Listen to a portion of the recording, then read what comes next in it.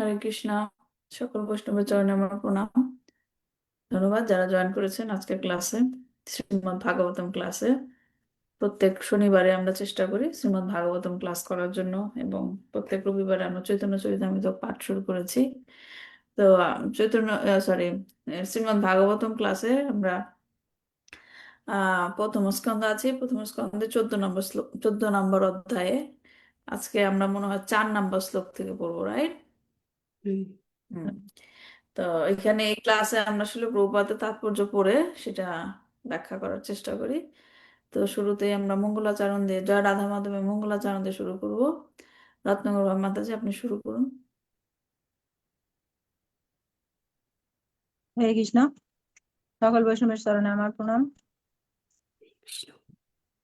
জয় রাধা মাধব কুঞ্জ বিহারী, জয় রাধা মাধব কুঞ্জ বিহারী, জয় গোপী জন বল্লভ গিরিবরধারী, জয় গোপী জন বল্লভ গিরিবরধারী, যশোদানন্দন ব্রজ জন রঞ্জন, যশোদানন্দন ব্রজ জন রঞ্জন, যমুনা তীর বনচারী, জয় রাধা মাধব কুঞ্জ বিহারী, হরে কৃষ্ণ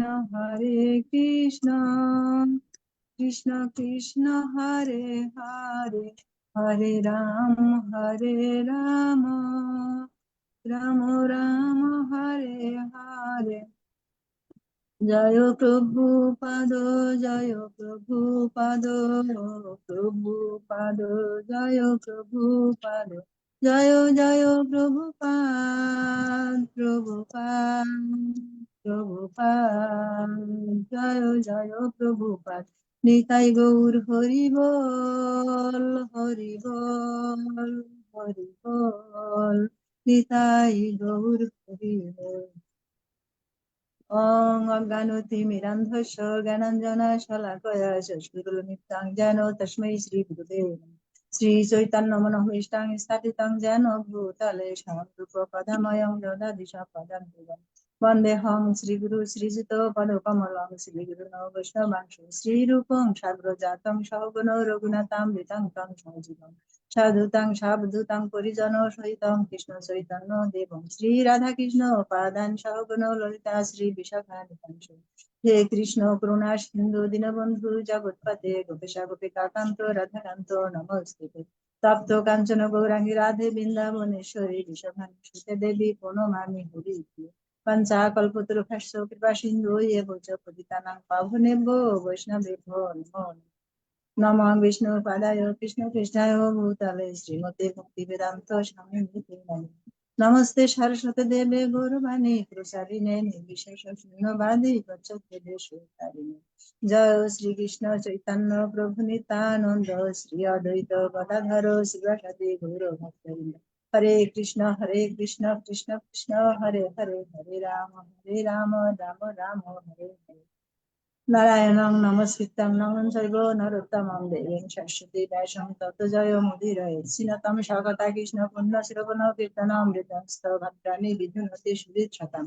নষ্ট প্রায়েষু ভদ্রেষু নিত্যং ভাগবত সেবয়া ভগবতোত্তম শ্লোকে ভক্তির ভগবতী নষ্টি।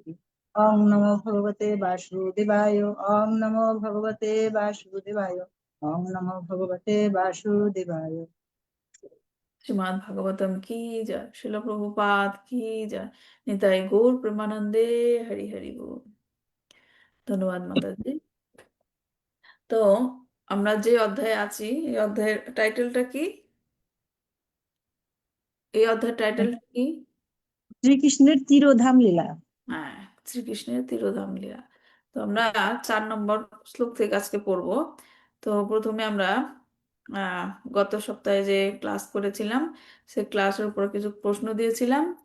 প্রশ্নগুলো আলোচনা করে আমরা শুরু করি। প্রথম প্রশ্নটা ছিল, শ্রীমদ্ ভাগবতমের এই অধ্যায়ে কি কারণে যুধিষ্ঠির মহারাজ কিছু অমঙ্গল সূচক লক্ষণের সাথে ভগবান শ্রীকৃষ্ণের অপ্রকট হওয়ার কথা ভাবছেন। কি কারণে? উনি অমঙ্গল সূচক কিছু লক্ষণ দেখছেন, কিন্তু তার সাথে তিনি ভাবছেন তাহলে কি ভগবান অপ্রকট হলেন? কেন তিনি এই লক্ষণগুলোর সাথে ভগবানের অপ্রকট হওয়ার লিঙ্ক করছেন? কি কারণে? বলবো মাতাজি, হয়েছে না কি জানি না, কেননা অমঙ্গল সূচক লক্ষণ প্রকাশ পাচ্ছিল। উম ওই যে কালের গতি ভয়ঙ্কর হয়ে উঠছে, তারপর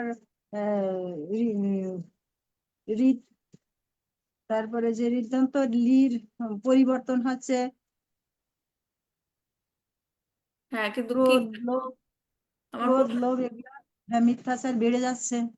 হুম, সেটা আমার প্রশ্নটা ছিল, তিনি এই সব লক্ষণগুলো দেখছিলেন, সেই হ্যাঁ। লক্ষণগুলো দেখার সাথে সাথেই তিনি ভাবলেন যে ভগবান কি তাহলে অপ্রকট হলেন, তাই না? তাহলে কেন হুম। তিনি হঠাৎ করে ভগবান অপ্রকট হওয়ার কথা চিন্তা করলেন? মন্দিরা মাতাজি, তাপসী মাতাজি, আপনারা, ঈশ্বরী মাতাজি ক্যামেরাটা অন করে বসুন। শম্পা মাতাজি, স্বরূপা মাতাজি, পেয়েছেন উত্তরটা? আম, আমি যেটা লিখছি যে অর্জুন আত্মীয় স্বজনদের সাথে দেখা সাক্ষাৎ করার জন্য এবং ভগবান শ্রীকৃষ্ণ, পুণ্যশ্লোক ভগবান শ্রীকৃষ্ণ দ্বারকায় কি করছেন তা দেখার জন্য গিয়েছিলেন, কিন্তু প্রায় কয়েক মাস গত হওয়ার পরেও যখন অর্জুন ফিরে আসছিলেন না, এবং তখন এবং কতগুলো অশুভ লক্ষণ দেখতে পাচ্ছেন, অমঙ্গল সূচক লক্ষণ দেখতে পাচ্ছেন যুধিষ্ঠির। সেসব কারণ মিলিয়ে ওই এবং দেবর্ষী নারদ বলেছিলেন যে ভগবান অপ্রকট হওয়ার, ভগবান লীলা সম্বরণ করার সময় এসেছে, সেটা সেজন্য হুম। সে ভাবছে যে মনে হয় হ্যাঁ, ভগবান শ্রীকৃষ্ণ হ্যাঁ, আহ এটাই হলো কারণ। লীলা সম্বরণ করবেন। এটাই হলো কারণ, তিনি কারণ নারদ মুনি এসেছিলেন এবং নারদ মুনি একটা সংকেত দিয়ে গিয়েছিলেন যে ভগবান অতি সত্বর, অতি শীঘ্রই লীলা সংবরণ করবেন, হুম রাইট? হুম। ওই কথাটা মাথায় ছিল, এই কারণে তিনি এই চিন্তাটা করলেন। অমঙ্গল সূচক সব লক্ষণ দেখার সাথে সাথে তিনি তখন মাথার মধ্যে এই চিন্তাটা আসলো। তাহলে উত্তরটা হচ্ছে নারদ মুনি তাকে একটা সংকেত দিয়ে সংকেত দিয়েছিলেন। গিয়েছিলেন। আচ্ছা, ধন্যবাদ মাতাজি। তারপর দ্বিতীয় হরে নম্বর কৃষ্ণ। প্রশ্নটা ছিল, এই অধ্যায়ের নামের সাথে অধ্যায়ের বিষয়বস্তুর কি সম্পর্ক দেখতে পাই? অধ্যায়ের নাম হচ্ছে ভগবানের তিরোধান লীলা, তিরোধান লীলা। এবং এর সাথে এর যে বিষয়বস্তু, এই অধ্যায়ের বিষয়বস্তু, এর সাথে আমরা কি লক্ষণ দেখতে পাই? আমরা আলোচনা করেছিলাম এই অধ্যায়ে কি ভগবানের তিরোধান লীলা কি বর্ণনা করা হবে এই অধ্যায়ে? অধ্যায়ের নাম হচ্ছে ভগবানের তিরোধান লীলা, কিন্তু অধ্যায়ে কি ভগবানের তিরোধান লীলা বর্ণনা করা হবে, আলোচনা করা হবে? না, মানে ভগবানের তিরুভাবের পরে যে প্রতিক্রিয়া হবে সেই প্রতিক্রিয়াটা বর্ণনা করা হবে। হ্যাঁ, ভগবানের তিরোধান লীলা কিন্তু বর্ণনা করা হবে না এখানে। কিন্তু ভগবান তিরোধানের লীলার ফলে, তিনি অপ্রকট হওয়ার পরে কি কি প্রতিক্রিয়া হচ্ছে, কি এর প্রভাবটা কি, সেইটা বর্ণনা করা হবে। এটাই হচ্ছে লিঙ্ক। ঠিক আছে। 3 নম্বর প্রশ্ন ছিল, পাণ্ডবদের মধ্যে কে দ্বারকা গিয়েছিল এবং কেন? ঈশ্বরী মাতাজি, পাণ্ডবদের মধ্যে কে দ্বারকা গিয়েছিল এবং কেন গিয়েছিল? ঈশ্বরী মাতাজি বলেন।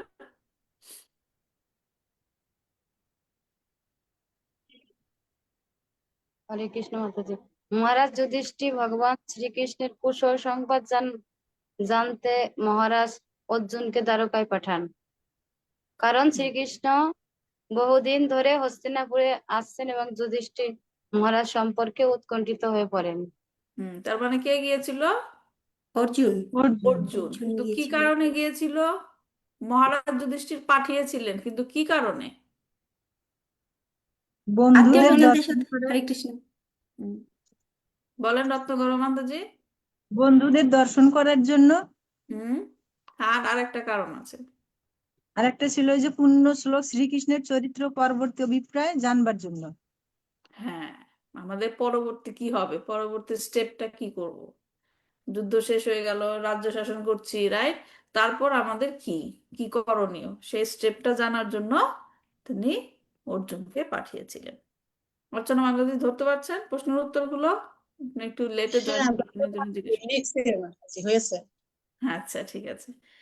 হ্যাঁ, হ্যাঁ। তারপর 4 নম্বর প্রশ্নটা ছিল, যুধিষ্ঠির মহারাজ 3 নম্বর শ্লোকে কোন কোন অমঙ্গল সূচক লক্ষণের কথা উল্লেখ করেছেন? এটা একটা ইজি প্রশ্ন।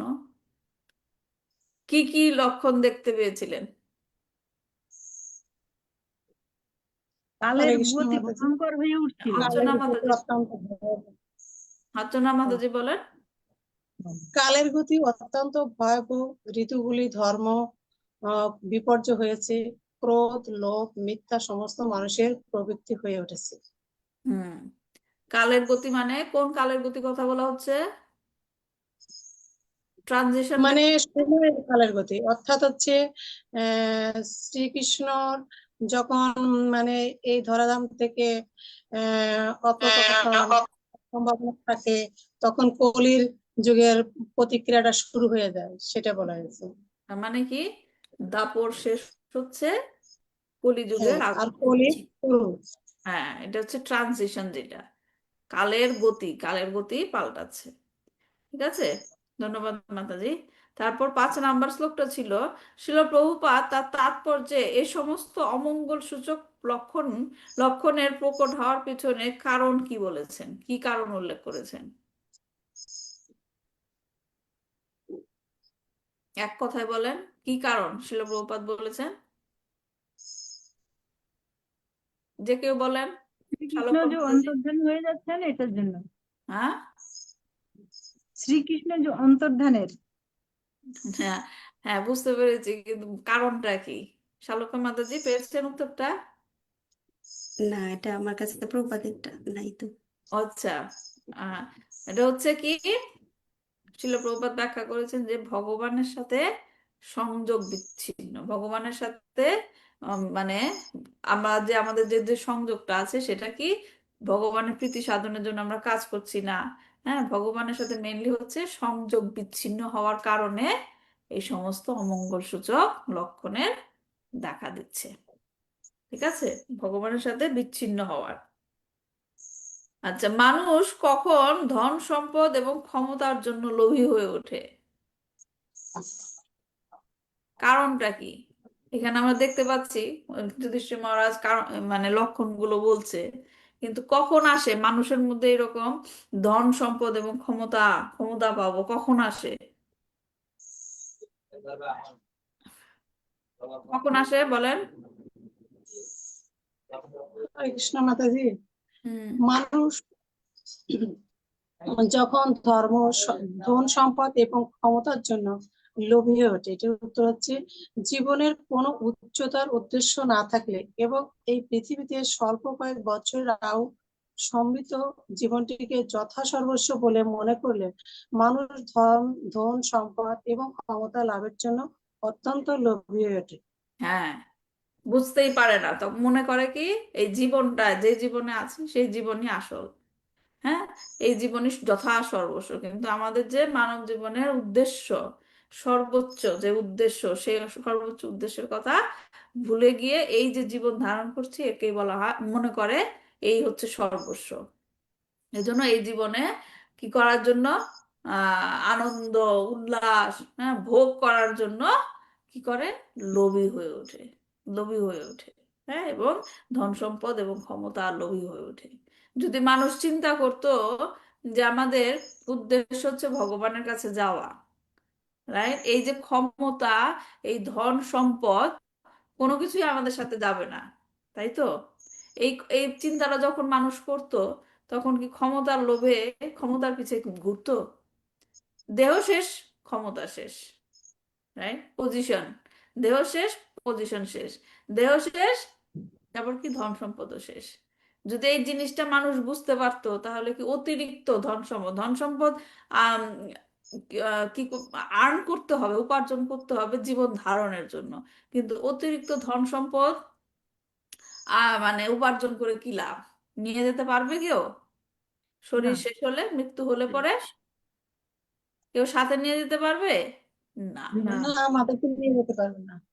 ক্ষমতা, আমি এখানকার প্রেসিডেন্ট, ওই জায়গার প্রেসিডেন্ট, হ্যাঁ, একটা ভালো উচ্চপদস্থ চাকরি করি, আমার ওইখানে সিইও হতে হবে, এই পজিশন গুলো কি নিয়ে যেতে পারবে?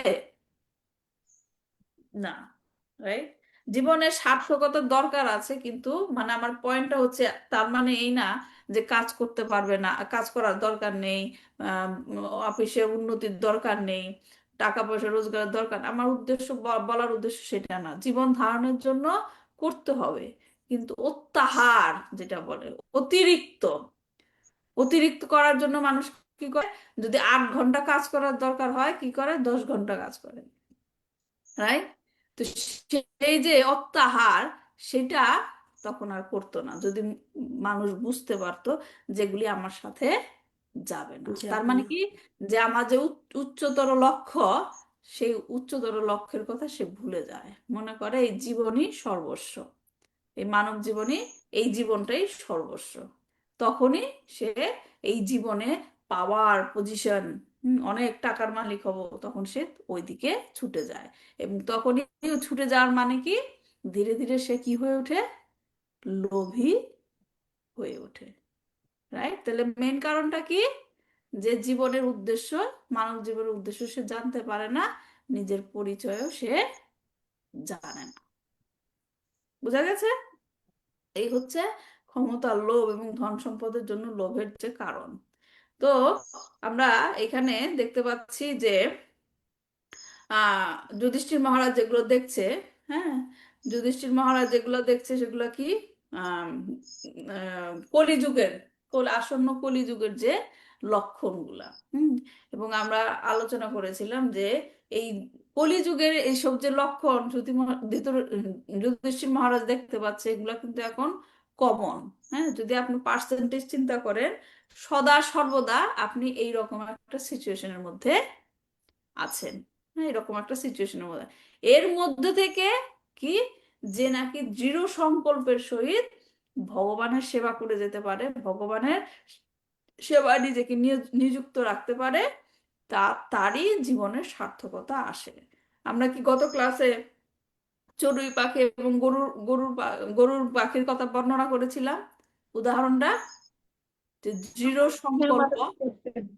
হ্যাঁ, করছিলেন।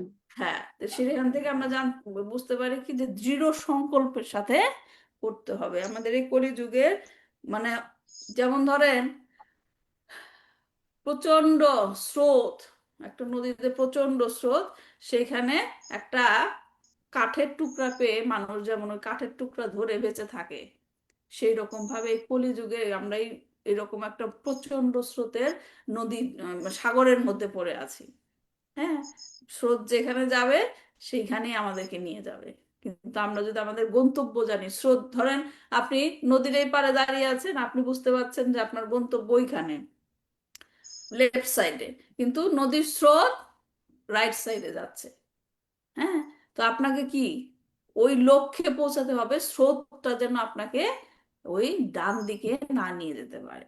তো এটার জন্য আমাদের কি দরকার, আমাদের কি দৃঢ় সংকল্পের দরকার।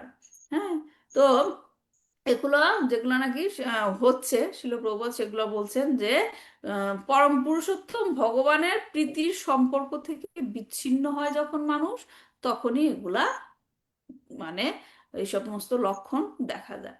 এই মানব জীবনের উদ্দেশ্য বুঝতে পারে না, জড় জগতের সুখ স্বাচ্ছন্দ্যকেই জীবনের উদ্দেশ্য বলে মনে করে। তো তারপর বলছে যে ইসেতে, যে কৃষ্ণের সাথে সংযোগ বিচ্ছিন্ন হওয়ার কারণেই এই সমস্ত সকল দুঃখের কারণ হয়। আমরা আমাদের সমস্যাকে, আমাদের জীবনে সমস্যা আসে প্রায় এভরিডে, কেউ বলতে পারবে না আমার জীবনে কোনো সমস্যা সমস্যা নেই। নেই, এটা কেউ বলতে পারবে না, কারণ সমস্যা আসবেই। তাহলে সেটার উপর উপায়টা কি, সমস্যাকে বেশি পরিমাণে অগ্রাধিকার দেওয়া যাবে না। যদি আমরা সমস্যাকে অগ্রাধিকার দেই, তবে এটি শুধুমাত্র আমাদেরকে দুঃখের দিকেই নিয়ে যাবে। সমস্যা আসবেই, এবং তাতে আমাদের কি করতে হবে, কৃষ্ণের উপর পূর্ণ ভরসা রেখে ধৈর্য ধরে মোকাবেলা করতে হবে। যদি আমরা হা হুতাশ করি আমার জীবনেই কেন এরকম ঘটলো, কেন প্রত্যেক দিন এরকমই হয়, তাহলে কি সমস্যার সমাধান হবে? যেগুলা লেখা আছে আমাদের হবে জীবনে, সেগুলা হবেই। কেউ আটকাতে পারবে? পারবে না। তাহলে সে উপায়টা কি? সেই সমস্যাকে মোকাবেলা করতে হবে, নিজের মোকাবেলা করতে হবে, কিন্তু কৃষ্ণের শরণাগত হয়ে, যে অবশ্য রক্ষিবে কৃষ্ণ বিশ্বাস ও পালন, আমাকে কৃষ্ণ রক্ষা করবে। হ্যাঁ, তো এর মানে এই না যে কৃষ্ণ ভাবনামৃত অনুশীলন করলেই আমাদের জীবনে কোনো সমস্যা আসবে না। আমি যদি গিয়ে বলি যে আপনি চ্যান করেন, 16 মালা চ্যান করেন, আপনার জীবনে কোনো সমস্যা থাকবে না, বলতে পারবো গ্যারান্টি দিয়ে? কথা বলা যাবে? আপনি প্রত্যেক দিন 16 মালা চ্যান করেন, আপনার জীবনে কোনো সমস্যা আসবে না, গ্যারান্টি দিয়ে বলা যাবে? না মাতাজি, বলা যাবে না। বলা যাবে না। হ্যাঁ, কিন্তু তাহলে আমি কেন করব? তখন আপনাকে বলবে যে তাহলে করে লাভ কি, আমার চ্যান্টিং করে লাভ কি, কি কি উপকারটা হবে? কি উপকারটা হবে? আমি যদি ভগবানের শরণাগত হই, হ্যাঁ, তারপরেও যদি আমার জীবনে সমস্যা না যায়, তাহলে আমি কেন করব? এটা একটা আইডিয়াল প্রশ্ন, তবুও তাই? করতে হবে। তবুও জীবনের করতে হবে। সমস্যা জড় জগতের সমস্যা, ওইটা হচ্ছে পারমার্থিক জগৎ। এটা ভগবানের কাছে পৌঁছে যাওয়ার জন্য একটা নীতিমালা। কিন্তু যে নাকি প্রচন্ড সমস্যার মধ্যে আছে, তাকে গিয়ে যদি আপনি মালা ধরিয়ে দেন, আপনি মালা করেন, আপনার সেই বুদ্ধি নিবে সে? নিতে সে যাবে না, নেবে না। হ্যাঁ, তার মধ্যে নিতে তো যাবে না এই সে। মনোভাব আসে না। নিবে না, নিবে না। সে আসলে যে ভগবানের এই মুহূর্তে না আমি ডাকতেছি, আরো কত যুগ চলে গেছে, সেই জন্মে তো আমরা কিছু করি নাই, অনেকের এই ভক্তিত্ব আমাদের হচ্ছে না কিছু। হুম, কিন্তু যে সমস্যায় থাকবে তাকে গিয়ে এরকম আধ্যাত্মিক জ্ঞান দিলে সে তখন জ্ঞানটা নিবে? না, নেবে না। তাহলে তাহলে নিবে আমাদের না। চ্যান্টিং করে আমাদের লাভটা কি? হ্যাঁ, আমাদের ভক্ত, আমরা যে ভক্ত দেখেন, কুন্তী মহারানী পরম ভক্ত, রাইট, শুদ্ধ ভক্ত। হ্যাঁ, তাহলে তার জীবনে এত সমস্যা ছিল কেন বলেন? পঞ্চ পাণ্ডব শুদ্ধ ভক্ত, কিন্তু তার জীবনের তাদের জীবন, পুরো জীবনটাই তারা কষ্ট করে গেছে, রাইট? তাহলে আমাদের, তাহলে কি এখান থেকে আমাদের এটাই শিক্ষণীয়, ভগবানের ভক্ত হলেই জীবনে সমস্যা আসবে, তার মানে ভগবানের ভক্ত হওয়ার দরকার নেই? এটাই কি আমাদের শিক্ষণীয় বিষয়? ভগবানের ভক্ত হলে খালি কষ্টই পেতে হয়, তাহলে হ্যাঁ, ভগবানের ভক্ত হবো কেন, ভক্তি অনুশীলন করবো কেন? প্রশ্ন আসতে পারে না? পারমার্থিক মঙ্গলের জন্য। হুম, পারমার্থিক মঙ্গল, যে নাকি এই জড় জগতেই সমস্যার মধ্যে আছে, সে কি আর পারমার্থিক চিন্তা করবে? তাকে করবে না। বুঝাতে হবে। হ্যাঁ, তাহলে কি করতে হবে? সমস্যা আসবেই, কিন্তু আমরা যদি শ্রীকৃষ্ণের চরণে শরণাগত হই, হ্যাঁ, এবং এরকম চ্যান্টিং করি, ভগবানের নাম জপ করি, তাহলে আমাদের উপকারটা কি হবে? সমস্যা আসবে, কিন্তু আমাদের মোকাবেলা করার মতো শক্তিটা আমরা পাবো, তাই না? আমাদের মোকাবেলা করার শক্তি, আমাদের মধ্যে তখন জ্ঞানটা আসবে, যেহেতু আমরা এই জড় জগতে আছি, কেউ সমস্যার বাইরে যেতে পারবে না, দুঃখ থাকবেই, দুঃখ থাকবেই, কষ্ট থাকবেই, কিন্তু ভগবানের শরণাগত হলে কি উপকারটা? আমরা সেই সিচুয়েশনটা মোকাবেলা করতে পারবো। মোকাবেলা করতে পারবো। কোনো ভক্ত, কোনো ভক্ত কিন্তু, পরম ভক্ত যারা নাকি ভগবানের শ্রীচরণে শরণাগত হয়েছে, কখনো কিন্তু ভগবানকে প্রণাম নিবেদন করে বলে না তুমি আমার জীবনের সমস্যা সব শেষ করে দাও, কেউ বলে? বলে না। এটা কিন্তু ভগবানের কাছে বলে না, কিন্তু তারা কি বলে, ভগবানের কাছে কি চায়? তুমি আমাকে শক্তি দাও প্রভু। তুমি আমাকে শক্তি দাও, আমি যেন এই সিচুয়েশনটা পার হতে পারি, এবং তুমি সদা সর্বদা আমাকে গাইড করো, এই বিপদের মধ্য দিয়ে তুমি আমাকে সর্বদা তোমার শ্রীচরণে রেখো। কোনো ভক্ত কিন্তু বলে না যে আমার জীবনের সব বিপদ দূর করে দাও। হুম, এটা যদি চায় তাহলে কি চাওয়াটা কি হবে? সেলফিশ চাওয়া। ভগবানের ভক্তি করছি কিন্তু নিজের জন্য কিছু চাচ্ছি, তার মানে কি গিভ অ্যান্ড টেক। কিন্তু ভক্তি কি গিভ অ্যান্ড টেক হওয়ার মতো? হুম, না কি ভক্তি কি এরকম বাজারে গিয়ে চাল কিনতে গেলাম, না পয়সা না দিলাম, চাল নিলাম? গিভ অ্যান্ড ভক্তি কি টেকেন হবে না। এরকম? না, না ভক্তি এরকম না। তার মানে কি, আমাদের কি করতে হবে? কৃষ্ণের উপর ভরসা রাখতে হবে। কৃষ্ণের উপর ভরসা রাখতে হবে, মনে রাখতে হবে যে কৃষ্ণ যাই করছে আমার ভালোর জন্য করছে। আমাকে নিয়ে আমার চিন্তা করতে হবে না। আমাকে নিয়ে কে চিন্তা করবে? ভগবান। ভগবান। আর আমার কাজটা কি? আমি শুধু ভগবানের সেবা করে যাব। হ্যাঁ। তো এখানে আমরা যেটা দেখছি যে যুধিষ্ঠির মহারাজ যখন এরকম চিহ্ন দেখতে পাচ্ছিলেন, তিনি ভগবানের অনুপস্থিতি টের পাচ্ছিলেন, যদিও তিনি জানতেন না যে ভগবান ইতিমধ্যেই তার লীলা সংবরণ করেছেন, এবং তিনি এটা ভেবেই শঙ্কিত হচ্ছিলেন। প্রকৃতপক্ষে ভগবান কিন্তু আমাদের থেকে বিচ্ছিন্ন হন না। ভগবান কি আমাদের থেকে বিচ্ছিন্ন হন? হ্যাঁ, কখনো আমাদের থেকে বিচ্ছিন্ন হন না, যদিও আমরাই সুখ ভোগের আশায় ভগবানকে ভুলে যাই। ভুলে যাই। আমরা ভুলে যাই, কিন্তু কৃষ্ণ আমাদেরকে কখনো ভুলে না। কৃষ্ণ সর্বদাই আমাদের সাথে থাকেন, আমাদেরকে সাহায্য করতে চান, তার কাছে ফিরিয়ে নিয়ে যেতে চান। তো এই যে এখানে আমরা দেখছি যে কৃষ্ণের তিরোধান, তার মানে কি কৃষ্ণ কি আসলেই চলে গেছেন? না কৃষ্ণের যে তিরোধান, কৃষ্ণ কি আসলেই চলে গেছেন? না, না তিনি অন্তর্ধান হয়েছেন, যেটা আমরা আজকে ডিটেইলে ব্যাখ্যা করব। তিনি অন্তর্ধান হয়েছেন, এবং আমাদেরকে গাইড করার জন্য তিনি কি রেখে গেছেন? কি রেখে গেছেন? নীতিমালা। তিনি যখনই তার তিরোধান লীলা করেছেন, সাথে সাথেই কিসের জন্ম হয়েছে? ভাগবত, শ্রীমৎ শ্রীমদ্ ভাগবত। ভাগবতম।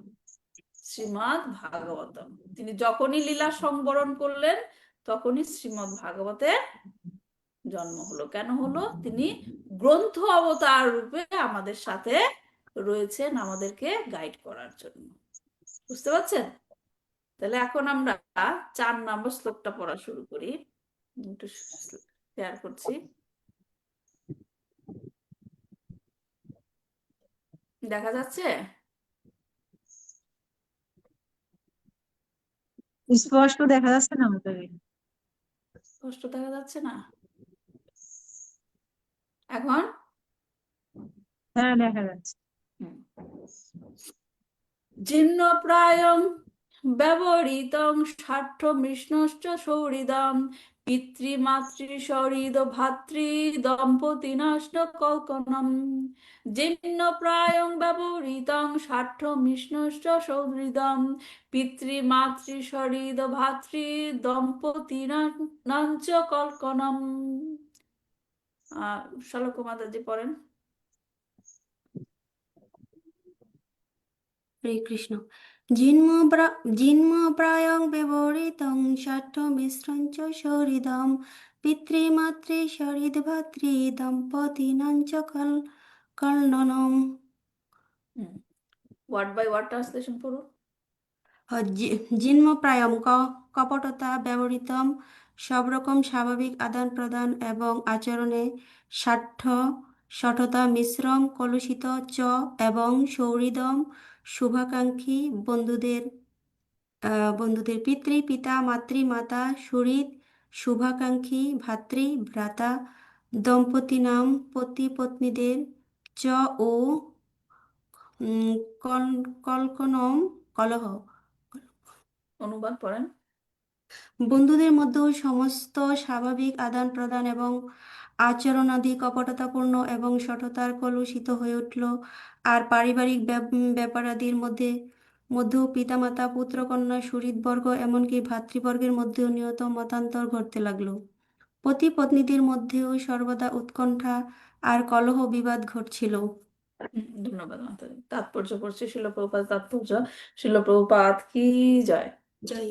দুষ্কর্মের 4টি নীতি, যেমন ভুল ভ্রান্তি, ভ্রম, প্রমত্ততা, প্রমাণ, অপটুতা, করণা পাটব এবং প্রতারণা, বিপ্রলিপ্সা, এগুলির দ্বারা বদ্ধ জীব মাত্রই আজন্ম দোষান্বিত। এগুলি অপূর্ণতার লক্ষণ। এবং এই চারটি প্রবণতার মধ্যে বিপ্রলিপ্সা বা অন্যকে প্রতারণা করার প্রবণতা সবচেয়ে প্রবল। তা আর বদ্ধ জীব মূলত এই জড়জগতের উপর আধিপত্য করার অস্বাভাবিক বাসনা করে বলেই তার মধ্যে প্রতারণা করার এই প্রবণতা থাকে। জীব যখন শুদ্ধ অবস্থায় থাকে তখন সে এই জড়জগতের নিয়মের দ্বারা প্রভাবিত হয় না, কারণ শুদ্ধ অবস্থায় সে সচেতন থাকে যে জীবসত্তা পরমেশ্বর ভগবানের নিত্য সেবক, এবং তাই পরমেশ্বর ভগবানের প্রকৃতির ওপর আধিপত্য করার ভ্রান্ত চেষ্টা করার পরিবর্তে তার অনুগত হয়ে থাকাই জীবের পক্ষে সর্বদা মঙ্গলজনক। বদ্ধ অবস্থায় জীব সবকিছুর উপর কার্যত প্রভুত্ব করেও সন্তুষ্ট হতে পারে না। অবশ্য কোনো অবস্থাতেই সে প্রভু হতে পারে না, এবং তাই সে তার সবচেয়ে নিকট আত্মীয়দেরও প্রতারণা করে এবং তাদের দ্বারা প্রতারিত হয়। এই ধরনের অপ্রীতিকর অবস্থায় পিতা পুত্র অথবা পতি পত্নীর মধ্যেও কোনো সামঞ্জস্য বোধ বা ঐকমত্য থাকতে পারে না। কিন্তু একটি উপায়ে এই সমস্ত সমস্যার সমাধান করা যায়, এবং তা হচ্ছে কি? ভক্তি যোগে ভগবানের প্রেমময়ী সেবা। ভগবত ভক্তি দ্বারা পাল্টা প্রতিরোধের মাধ্যমে কেবল কপটতা, ছলনা এবং প্রপঞ্চতার জগৎকে প্রতিহত করা যায়। অন্য আর কোনো উপায়ে তা সম্ভব নয়। এই সমস্ত বৈষম্য দর্শন করে যুধিষ্ঠির মহারাজ অনুমান করেছিলেন যে ভগবান শ্রীকৃষ্ণ এই পৃথিবী থেকে অপ্রকট হয়েছেন। হ্যাঁ, তাহলে কি বলছে যে যে জিনমা এখানে এই যুধিষ্ঠির মহারাজ তার লক্ষণগুলো আরো এলাবোরেট করছেন, আরো কি কি লক্ষণ দেখছেন। হ্যাঁ, এইখানে তিনি লক্ষণগুলির কথা বলছেন যে একজন অন্যজনের প্রতি যে একাত্মতার অনুপস্থিতি, একজন আরেকজনের জন্য আর ফিলিংস নাই। হ্যাঁ, একজন আরেকজনের মধ্যে যে একাত্মতা, সেটার অভাব, সেটাকেই বিশেষভাবে এটা উল্লেখ করেছে। খুব স্কেয়ারি, খুব স্কেয়ারি, খুব ভয় লাগে, রাইট? যদিও এগুলাই হচ্ছে আমাদের জীবনে ঘটছে। এখানে এই শ্লোকে যেটা বলা হয়েছে, প্রথমটা কি বলছে? জিন্না প্রায়াম ব্যবহৃতাম, সব রকমের স্বাভাবিক আদান প্রদান এবং আচরণ কপটতাপূর্ণ হয়ে উঠেছে। কপটতা, প্রতারণা। স্বার্থা মিশ্রাম চা সৌরিধাম। স্বার্থা মিন্স যে বন্ধুদের সাথে ব্যবহার সঠতাপূর্ণ মানে প্রতারণাপূর্ণ হয়ে উঠলো। পিতৃ মাতৃ সুহৃদ ভাতৃ, ভাই, সরি, মা বাবা শুভাকাঙ্ক্ষী ভাই, দাম পতিনা পত্নী নাম চা কালকা নাম। এমনকি স্বামী স্ত্রী, স্বামী স্ত্রী পরিবারের সকলের সাথে ঝগড়া বিবাদ মতান্তর ঘটছিল। হ্যাঁ, আমাদের জীবনে অহরহ আমরা এগুলা দেখি না এই কলিযুগে? তখন যুধিষ্ঠির মহারাজ এই লক্ষণগুলো দেখতে পাচ্ছিল। তো এই অধ্যায়ে যে একটা পরিষ্কার তুলনা করা হয়েছে যে ভগবান শ্রীকৃষ্ণের উপস্থিতিতে এবং অনুপস্থিতিতে জড়জগতের অবস্থা কিরকম হয়। ভগবানের উপস্থিতিতে কিরকম থাকে, ভগবানের অনুপস্থিতিতে কিরকম থাকে। এই শ্লোকে যা বলা হচ্ছে যে পরিবার পরিজন, মা বাবা স্বামী স্ত্রী একজন অন্যজনের প্রতি সম্মান দেখাতে ব্যর্থ হয়ে পড়ছে। রেসপেক্ট নাই, তাদের একজন আরেকজনের মধ্যে রেসপেক্ট নাই। কেন? স্বার্থ চিন্তা, স্বার্থ চিন্তা এত প্রবল হয়ে গেছে যে নিজের জন্মদাতা মা বাবাকেও অসম্মান করতে কেউ দ্বিধাগ্রস্ত হয় না। স্বার্থ, নিজের স্বার্থ। খুব খারাপ লাগে, রাইট? যে সন্তানকে বড় করে মা বাবা, বড় করে মা বাবা, সেই সন্তানই বড় হয়ে মা বাবার সাথে কেমন আচরণ করে, রাইট? কলিযুগে এখন কমন, কলিযুগে কমন। যে মা বাবা ছেলে মেয়েকে এত যত্নাদি দিয়ে বড় করে, যখন মা বাবা বুড়ো হয়ে যায় তখন তাকে সেবা করার জন্য তাদের আর কোনো সময় থাকে না, তাদের আর কোনো সময় থাকে না। এই মার গর্ভেই তার জন্ম হয়েছিল, এই বাবাই তাকে এত কিছু করে বড় করেছে, সেগুলো সে ভুলে যায়। কেন ভুলে যায়? তখন সে চিন্তা করে কি, আমার নিজের একটা লাইফ আছে, রাইট? আমার নিজের লাইফ আছে, আমার অন্যান্য রেসপন্সিবিলিটি আছে। স্বার্থ চিন্তা, স্বার্থপর হয়ে ওঠে। পরিবারের মধ্যে ঝগড়া বিবাদ চলতেই থাকে। এর কারণ কি? ঝগড়া বিবাদ হওয়ার পেছনে কারণ কি? কপটতা, প্রতারণা। হ্যাঁ, যখনই কারোর মধ্যে ছল কপটতা বৃদ্ধি পায়, তখনই তার ঝগড়াতে রূপ নেয়। হ্যাঁ, এবং তখন সে বিদ্রোহ করে থাকে এবং একে অপরের সাথে সম্পর্ক ছিন্ন হয়ে যায়। নিজের ভাই বোনের মধ্যে যখন নাকি স্বার্থর জিনিসটা চলে আসে, তখন কি হয়? বিচ্ছেদ চলে আসে। রাইট? তো যুধিষ্ঠির মহারাজ এসব দেখে ভাবছেন অশুভ লক্ষণ। কিন্তু আশ্চর্যের বিষয় যে আমরা এখন যে অবস্থায় আছি, এইগুলাই এখন স্বাভাবিক ব্যাপার। এগুলাই এখন যুধিষ্ঠির মহারাজ চিন্তা করছেন এগুলো অশুভ চিহ্ন, রাইট? কিন্তু দুঃখজনক হলেও আমরা যে কলিযুগে আছি, আমাদের কাছে এখন এই সমস্ত জিনিস একটা অহরহ ব্যাপার, স্বাভাবিক ব্যাপার। আমরা যদি এখন কাউকে দেখি যে মা বাবাকে খুব যত্ন করছে, পরিবারের মধ্যে খুব একজন আরেকজনকে সম্মান করে চলছে, এইটাই আমাদের কাছে এখন কি রেয়ার মনে হয়, রাইট? এটাই আমাদের কাছে এখন রেয়ার মনে হয়। হ্যাঁ, আর বাকি যেগুলা যে মা বাবাকে দেখে না, সব ঘরের মধ্যে ঝগড়াঝাটি চলছে, এগুলাই এখন স্বাভাবিক হয়ে উঠছে। তো এর থেকে আমরা একটা জিনিস আন্দাজ করতে পারি যে আমাদের জীবন অবস্থা এখন কতটা পতিত হয়ে গেছে। ফলেন আমাদের জীবন অবস্থাটা কতটা পতিত হয়ে। আরো একটা জিনিস যুধিষ্ঠির মহারাজ লিঙ্ক করছেন, যে এই সমস্ত ঘটনা ঘটে, যে ঘটনা ঘটেছে তার সাথে ভগবানের তিরোধান হওয়াটা তিনি লিঙ্ক করছেন। মানে এগুলো আমি দেখছি, তার মানে ভগবান নাই, লিঙ্ক করছেন। হ্যাঁ, তো এটা স্পষ্ট যে আমাদের জীবনে এখন যা ঘটছে কলিযুগে ভগবানের অনুপস্থিতিতে, রাইট? ভগবানের অনুপস্থিতি তাহলে আমরা কিভাবে ব্যাখ্যা করব? আমি একটু আগেই বললাম যে ভগবান যখন তিরোধান লীলা করলেন, শ্রীমদ্ ভাগবতম রেখে গেলেন। তো শ্রীমদ্ ভাগবতম তো আছেই আমাদের সাথে, তারপরও কেন আমরা এই সমস্ত অবস্থার মধ্যে পড়ছি, যেটা যুধিষ্ঠির মহারাজ বলেছেন যে ভগবানের অনুপস্থিতিতে এগুলা দেখা যায়। তার মানে শ্রীমদ্ ভাগবতম আছে, তারপর আমরা কলিযুগে এরকম অবস্থার মধ্যে পড়ছি। এর কারণটা কি? কারণটা কি?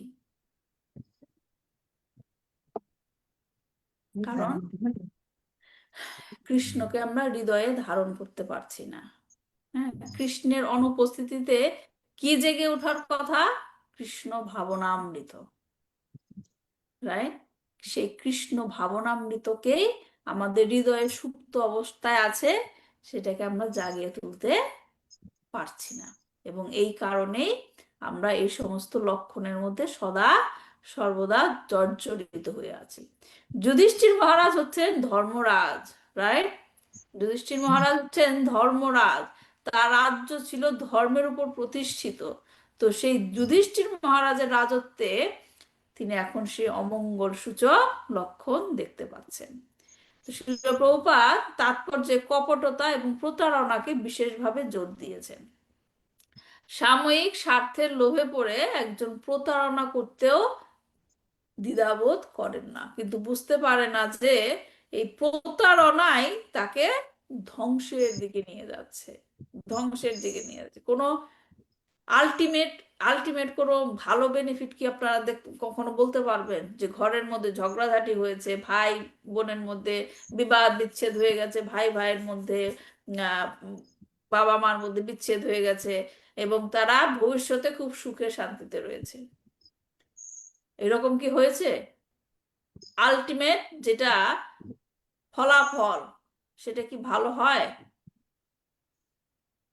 হয় না, ভালো? হয় না। হয় না।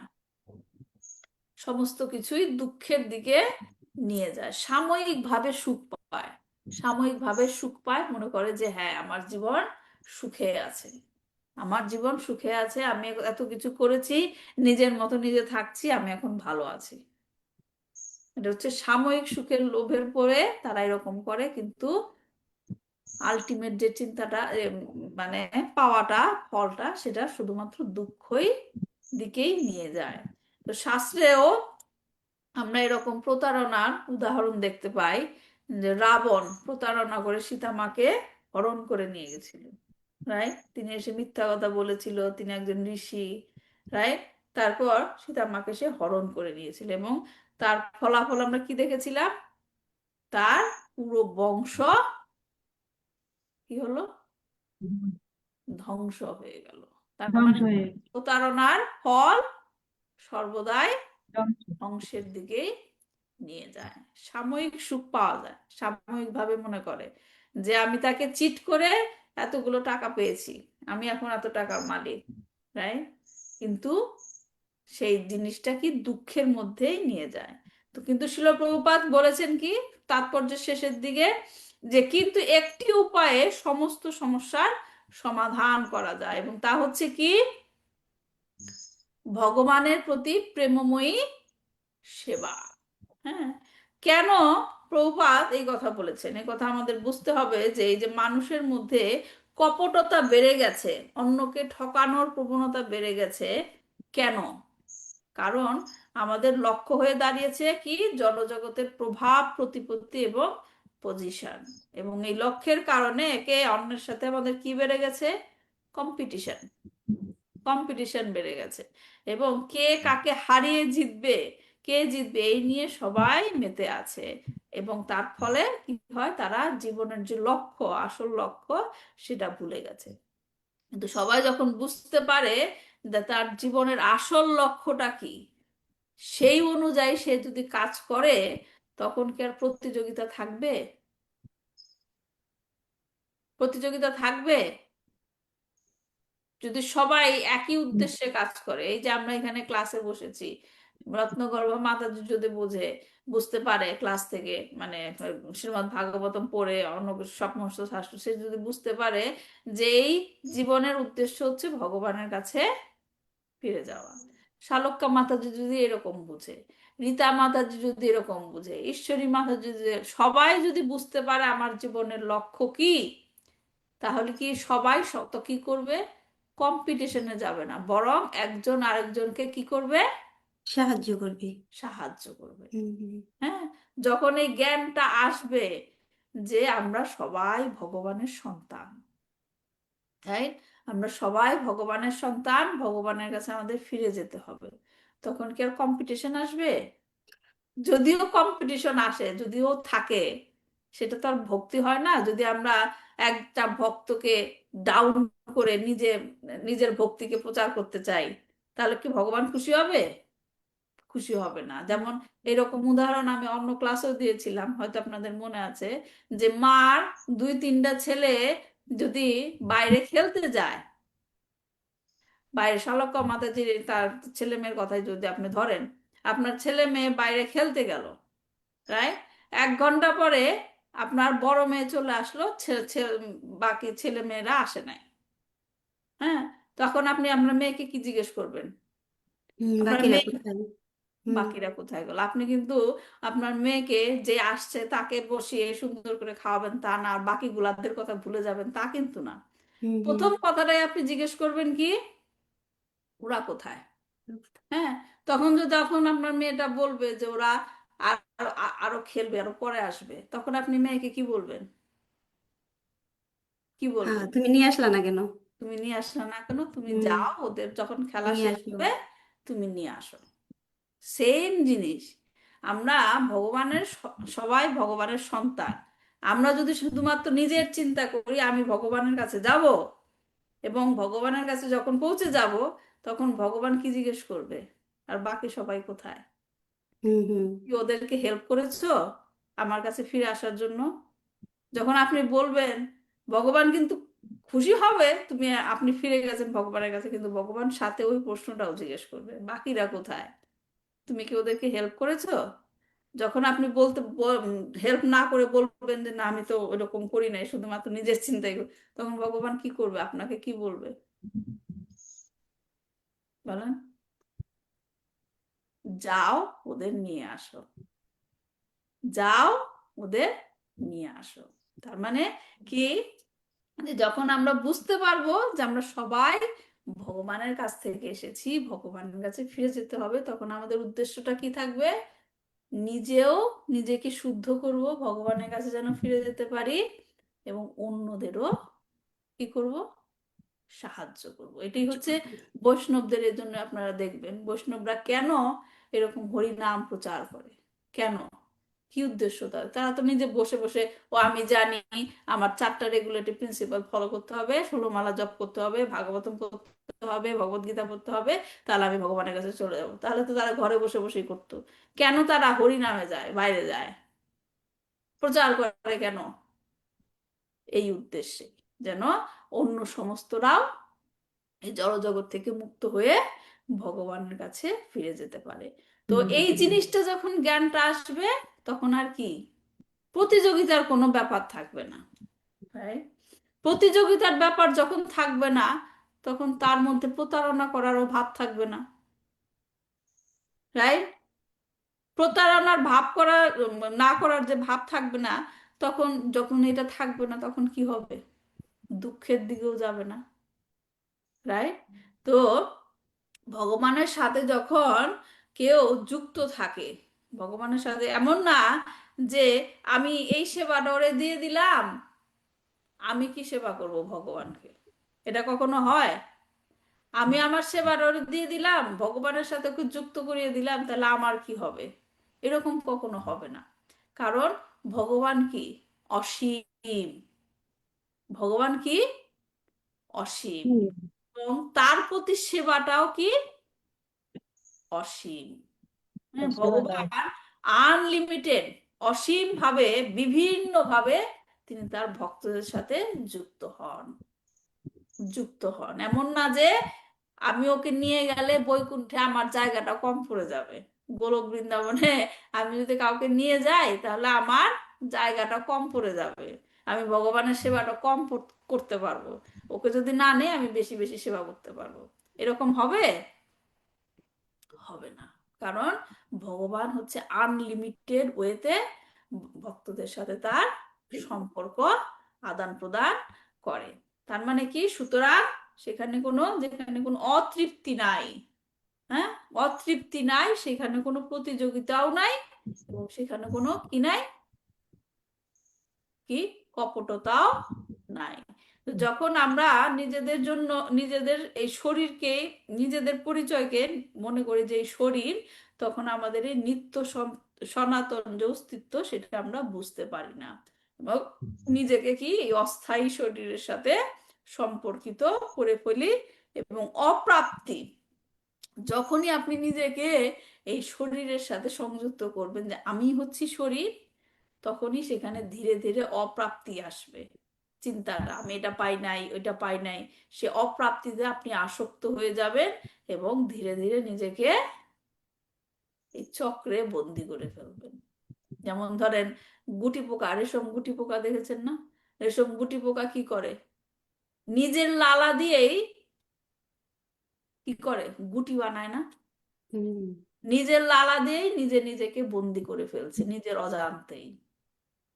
তো এইরকম আমরাও এরকম আসক্তিতে পড়ে নিজেকে বন্দি করে ফেলছি, বুঝতেই পারি না, নিজেই বন্দি হয়ে যাচ্ছি।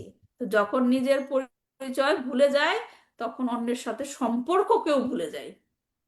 আমি যদি না বুঝতে পারি আমার পরিচয় কি, তখন আমি আরেকজনের সাথে আমার পরিচয় কি সেটাও ভুলে যাব। হ্যাঁ, তখন ভুলে যায় যে আমি যেমন সন্তান ভগবানের, অন্য জীবটাও ভগবানের সন্তান। সে ভুলে যায় যে অন্য জীবের মতো সেই জীবটা যেরকম অবস্থানে আছে, আমার অবস্থানও সেই রকম ভগবানের সন্তান, এবং আমরা সবাই কৃষ্ণকে ভুলে গিয়ে এই জড়জগতে পড়ে আছি। এবং যে এই জিনিসটা যখন ভুলে যায়, তখনই সেখানে কি হিংসা, দেশ, প্রতারণা, এগুলার জন্ম হয়। হ্যাঁ, এটা বলা হয়েছে কি, কৃষ্ণ বহির্মুখ হইয়া ভোগবাঞ্ছা করে, নিকটস্থ মায়া তারে জাপটিয়া ধরে। সুতরাং একটি উপায় কি? নিজের পরিচয় জানেন, আমি কি, এবং আমার গন্তব্য কি, এবং সেইখানকার উদ্দেশ্যে কাজ করে যাওয়া, এবং অন্যকে সাহায্য করা। তো কিভাবে ভগবানের প্রতি ভক্তি একজনকে অন্যের প্রতি প্রতারণা এবং হিংসা ভাব থেকে রক্ষা করে? যখন কেউ সত্যিকার অর্থে আধ্যাত্মিক জীবন চর্চা করে, স্পিরিচুয়াল অ্যাক্টিভিটি করে, তখন সে প্রতিটি সম্পর্ককে মূল্য দেয়, প্রতিটি সম্পর্ককে মূল্য দেয়। আধ্যাত্মিকতা থেকে বিচ্ছিন্ন করা নয়। মানে আমরা যে কৃষ্ণ ভক্তি প্র্যাকটিস করছি, এর উদ্দেশ্য কারোর সাথে ডিসকানেক্ট হওয়া নয়। জিনিসটা বোঝেন, এই জিনিসটা খুব গুরুত্বপূর্ণ। কৃষ্ণ ভক্তি প্র্যাকটিস মানে কারোর সাথে আমার সম্পর্ক ডিসকানেক্ট করছি তা নয়, বরঞ্চ কি, যে কৃষ্ণকে কেন্দ্র করে সকলের সাথে আমার সম্পর্ক পুনঃস্থাপন করছি। কি সম্পর্ক? যে আমরা সবাই ভগবানের সন্তান, গোলক থেকে এসেছি, আমরা সবাই একই অবস্থানে আছি। কিন্তু এই কলিযুগে কি হচ্ছে, আধ্যাত্মিকতা আমাদেরকে শিখাচ্ছে যে সবাইকে কাছে টেনে আনা, সবাইকে সাহায্য করা, রাইট? কিন্তু কলিযুগে কি হচ্ছে, অন্যকে তো সাহায্য করছিই না আমরা, বরঞ্চ নিজের ফ্যামিলির মধ্যে ফ্যামিলি মেম্বারদেরকেও দূর করে দিচ্ছি আমাদের সম্পর্ক থেকে। হ্যাঁ, একটা উম, বড় পরিবারে থেকে আমরা কি করে যাই, বের হয়ে আসি, আমি আমার নিজের মতো থাকবো, রাইট? আমরা আরো সম্পর্ককে, নিজের সম্পর্কগুলোকে আরো নষ্ট করে ফেলি। হ্যাঁ, বজায় রাখতে পারে না অন্যদের প্রতি সম্পর্ক, তো অন্যদের জন্য সম্পর্ক তৈরি করা তো দূরের কথা, নিজের ফ্যামিলির মধ্যেই আমরা সম্পর্কগুলোকে কি করে ফেলি, নষ্ট করে ফেলি। এই হচ্ছে কলিযুগের কলিযুগের অবস্থান। বন্ধুদের, সেটাই বলছে শিল প্রভুপাদ এখানে, এই শ্লোকে এইটাই বলা হচ্ছে যে বন্ধুদের মধ্যেও স্বাভাবিক আদান প্রদান এবং আচরণাদি কপটতাপূর্ণ এবং শঠতায় কলুষিত হয়ে উঠলো। আর পরিবারের মধ্যে মাতা পিতা পুত্র কন্যা সুহৃদ বর্গ এমনকি ভাতৃবর্গের মধ্যেও নিয়ত মতান্তর চললো। হ্যাঁ, ঘরের মধ্যেই আমরা বিচ্ছেদ করছি, বিচ্ছেদ বিচ্ছেদ দেখছি ঘরের মধ্যেই, তো বাইরের মানুষের কথা আর কি চিন্তা করবো?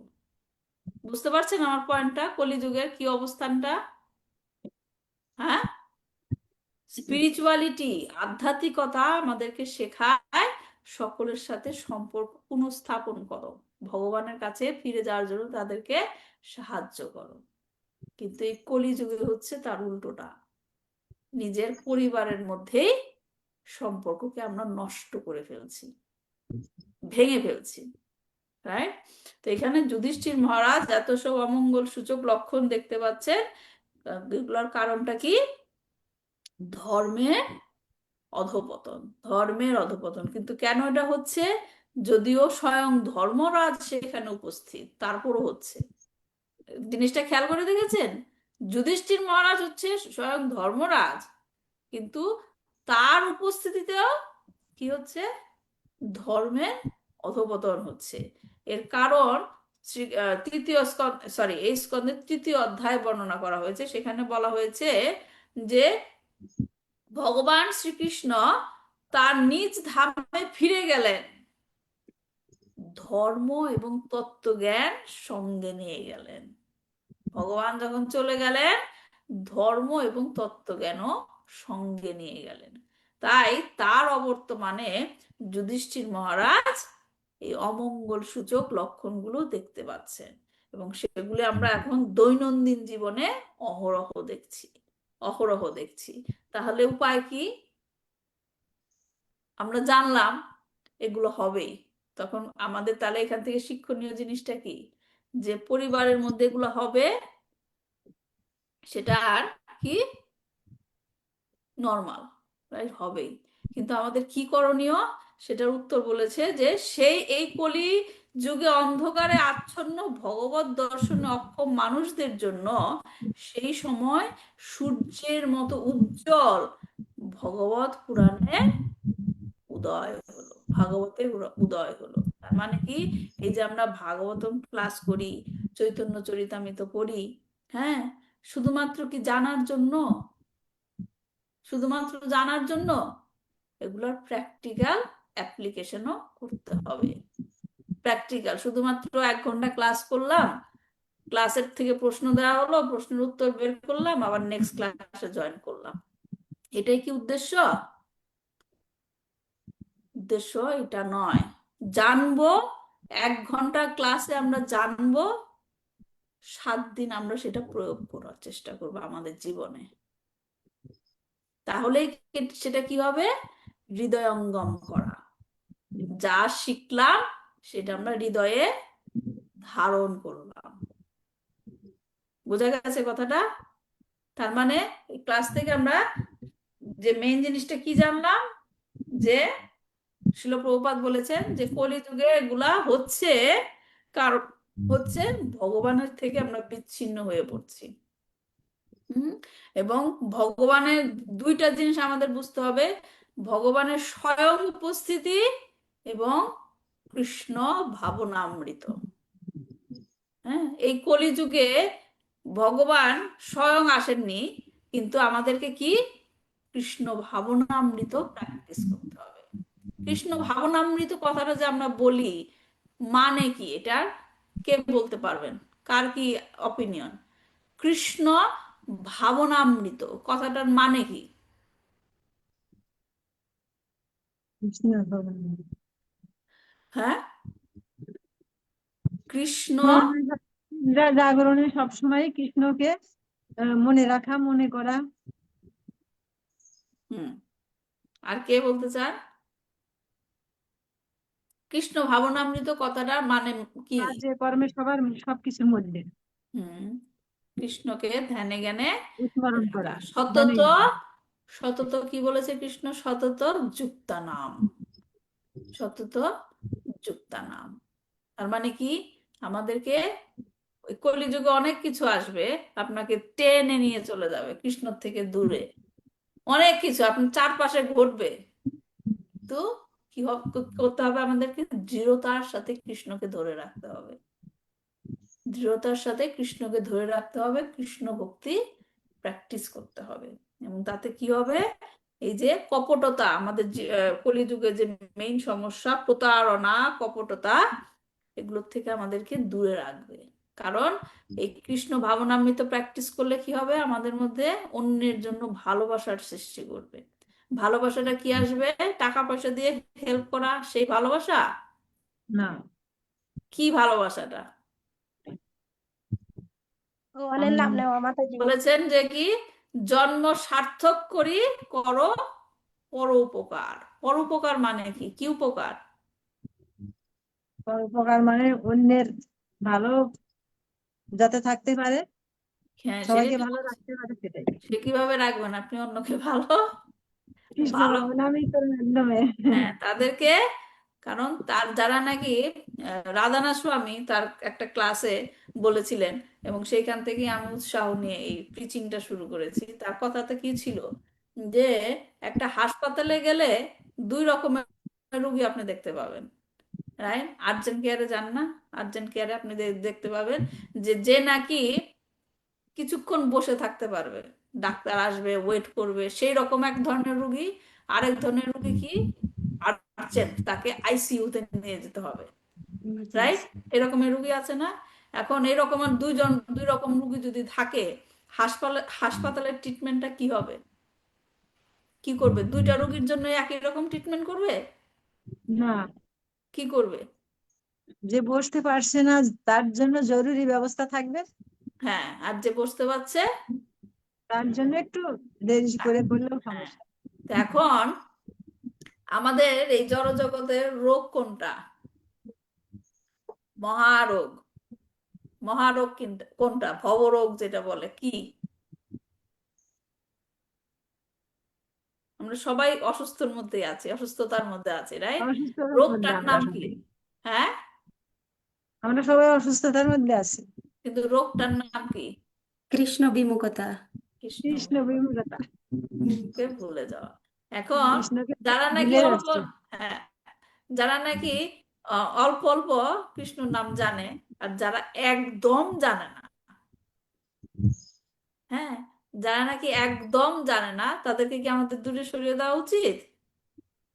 না, হ্যাঁ, তাদেরকে সাহায্য করতে হবে। তাকে সাহায্য করতে হবে, কিন্তু মাথায় রাখতে হবে কি, যেটা বলেছেন যে আমাদের যে 10টা নামাপর আছে, এখানে কি বলা হয়েছে যে যে নাকি কৃষ্ণ বিমুখ তার কাছে কৃষ্ণ কথা বলতে যেও না। তো তাদের জন্য শিল প্রভুপাদ কি উপায় দিয়েছেন? তাদেরকে তত্ত্ব কথা বোঝাতে যেও না, যেটা আমি ক্লাসের প্রথম দিকে বললাম অর্চনা মাতাজিকে, যে নাকি জড় জগতের এত সমস্যার মধ্যে আছেন, তাকে গিয়ে যদি গীতা ধরিয়ে দেন, বলেন চ্যান করেন, সে কি নিবে, গ্রহণ করবে?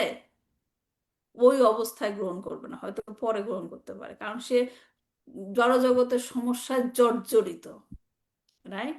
তো তাদের জন্য কি শিল প্রভুপাদ উপায়টা দিয়েছেন?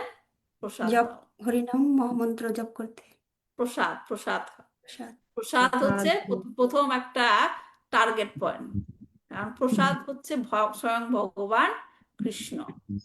হুম, এটা আপনার অজান্তেই আপনাকে শুদ্ধ করবে। হ্যাঁ, প্রসাদের লোভনীয় আকর্ষণ যায়।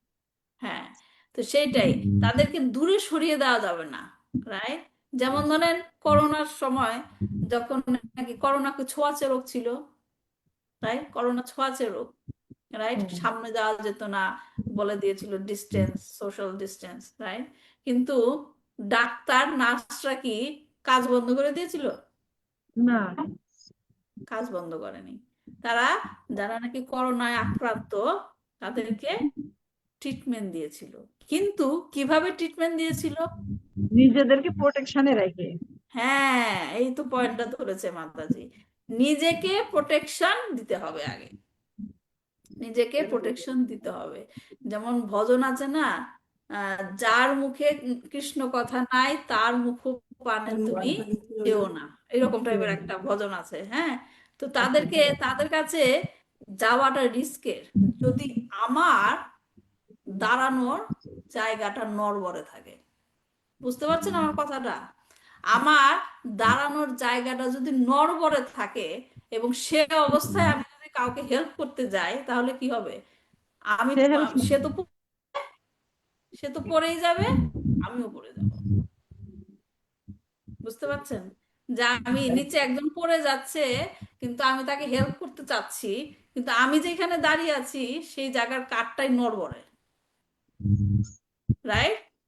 তাহলে কি, তাকে যখন আমি টেনে তুলতে যাব, তখন কি আমি কি দাঁড়িয়ে থাকতে পারবো? না মাতাজি, দুজনেই পড়ে যাব। দুজনেই পড়ে যাবো। তার মানে, আহ, তার মানে কাউকে হেল্প করতে গেলে কি করতে হবে? নিজেকে শক্ত হতে হবে। নিজের অবস্থান শক্ত করতে হবে। যেমন নার্স ডাক্তাররা করোনা পেশেন্টদেরকে হেল্প করতে গিয়েছিলেন ভ্যাকসিনেশন নিয়ে এবং সমস্ত প্রোটেকশন নিয়ে। হ্যাঁ, যদি আমি নিজেকে প্রোটেক্ট করতে না পারি, অন্যকে প্রোটেক্ট করবো কেমনে? তার মানে কি, এখান থেকে শিক্ষণীয় জিনিসটা কি, আমার নিজেকেও হেল্প করতে হবে, আমার আত্মাটাকেও হেল্প করতে হবে এই বদ্ধ অবস্থা থেকে মুক্ত হতে, এবং যখন আমি বুঝবো যে হ্যাঁ আমি পারছি, তখন আরেকজনকেও হেল্প করতে হবে। অন্যকে সাহায্য করতে গিয়ে নিজে বদ্ধ অবস্থায় পড়ে যাবেন না, ঠিক আছে? তো আমার এগুলো বলার উদ্দেশ্য হলো যে কলিযুগের মধ্যে দিয়ে যে আমরা চলছি, অহরহ এভরি সেকেন্ডে আপনি এই অবস্থার মধ্যে পড়বেন, যেটা নাকি আপনাকে কৃষ্ণ থেকে বিমুখ করে দেবে। হ্যাঁ, এর জন্য আমাদেরকে কি হতে হবে? ডিটারমাইন্ড, দৃঢ়। করছি, আমি কৃষ্ণ ভক্তি প্র্যাকটিস করছি, কারণ আমি জানি এটাই হচ্ছে সঠিক উপায়। আমি জানি ভগবান শ্রীকৃষ্ণই হচ্ছেন আমার একমাত্র লক্ষ্য। আমি কারোর কথায় কোনো হুইমসিক্যালি শুরু করিনি, কারণ আমি শাস্ত্র পড়েছি, এবং সেইখান থেকে আমি বুঝতে পেরেছি যে এটাই হচ্ছে আমার পথ। যখন এইভাবে কেউ আগাতে থাকবে, তখন তাকে কেউ আর ভুল ডিসিশন দিয়ে তাকে আর সেই জায়গা থেকে নড়াতে পারবে না। পারবে না। তার মানে কি, দৃঢ়তা, ডিটারমিনেশন থাকতে হবে। তাহলে ভবসাগরের মধ্যে ডুব দিলেও, ডুবে গেলেও, মানে কি হবে, মানে ভেসে গেলেও আমরা কি ডুবে যাব না। আমরা আমাদের লক্ষ্যে পৌঁছাতে সক্ষম হব। হবো। এবং এর জন্য সহজ পদ্ধতি কি দিয়েছেন চৈতন্য মহাপ্রভু? চ্যান্টিং। চ্যান্টিং করে দিতে হবে। তো ঠিক আছে, তাহলে সময় হয়ে গেছে, আজকে এই পর্যন্তই থাক। কারো কোনো প্রশ্ন আছে?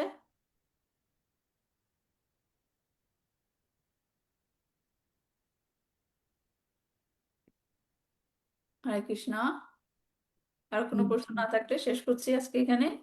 নেক্সট উইক আবার দেখা হবে, ও কালকেই দেখা হবে চৈতন্য চরিতামৃত ক্লাস নিয়ে। বাঞ্ছাকল্পতরুভ্যশ্চ কৃপা সিন্ধুভ্যেব চ পতিতানাং পাবনেভ্যো বৈষ্ণবেভ্যো নমঃ। শ্রীমদ্ ভাগবতম কি জয়, শিল প্রভুপাদ কি জয়। জয় গৌর প্রেমানন্দে। হরি হরি। হরি হরি বল। হরে কৃষ্ণ।